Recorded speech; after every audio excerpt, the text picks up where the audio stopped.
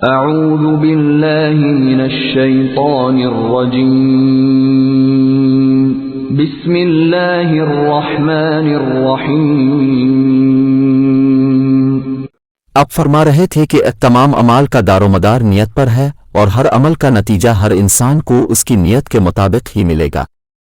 بس جس کی ہجرت ترک وطن دولت دنیا حاصل کرنے کے لیے ہو یا کسی عورت سے شادی کی غرض سے ہو، بس اس کی ہجرت انہی چیزوں کے لیے ہوگی جن کے حاصل کرنے کی نیت سے اس نے ہجرت کی ہے۔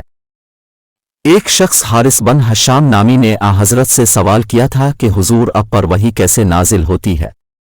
آپ نے فرمایا کہ وحی نازل ہوتے وقت کبھی مجھ کو گھنٹی کی سی آواز محسوس ہوتی ہے اور وحی کی یہ کیفیت مجھ پر بہت شاک گزرتی ہے۔ جب یہ کیفیت ختم ہوتی ہے تو میرے دل و دماغ پر اس فرشتے کے ذریعے نازل شدہ وحی محفوظ ہو جاتی ہے، اور کسی وقت ایسا ہوتا ہے کہ فرشتہ بشکل انسان میرے پاس آتا ہے اور مجھ سے کلام کرتا ہے، پس میں اس کا کہا ہوا یاد رکھ لیتا ہوں۔ حضرت پر وحی کا ابتدائی دور اچھے سچے پاکیزہ خوابوں سے شروع ہوا۔ اب خواب میں جو کچھ دیکھتے وہ صبح کی روشنی کی طرح صحیح اور سچا ثابت ہوتا۔ پھر من جانب قدرت اب تنہائی پسند ہو گئے اور اپنے غار ہرا میں خلوت نشینی اختیار فرمائی اور کئی دن اور رات وہاں مسلسل عبادت اور یاد الہی و ذکر و فکر میں مشغول رہتے، اور اب غار ہرا ہی میں قیام پذیر تھے کہ اچانک حضرت جبریل علیہ السلام آپ کے پاس حاضر ہوئے اور کہنے لگے کہ اے محمد پڑھو۔ اب فرماتے ہیں کہ میں نے کہا کہ میں پڑھنا نہیں جانتا۔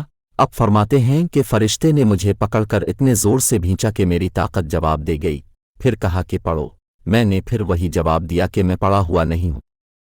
اس فرشتے نے مجھ کو نہایت ہی زور سے بھینچا کہ مجھ کو سخت تکلیف محسوس ہوئی، پھر اس نے کہا کہ پڑھ۔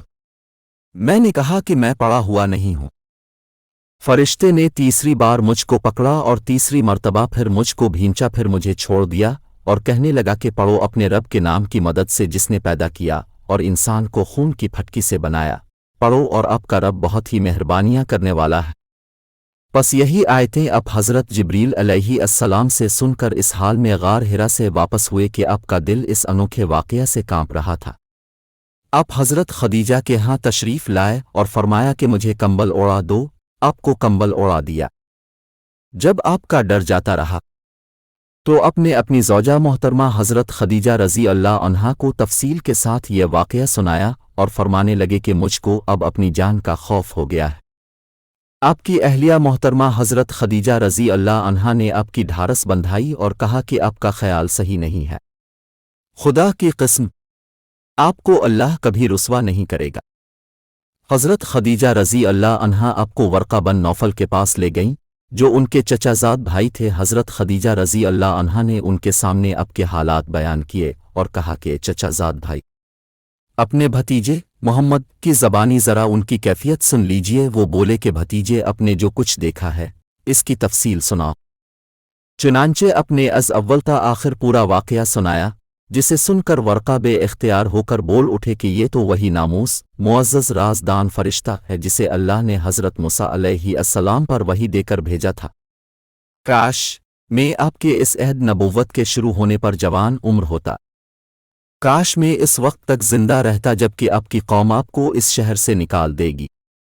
رسول کریم نے یہ سن کر تعجب سے پوچھا کہ کیا وہ لوگ مجھ کو نکال دیں گے؟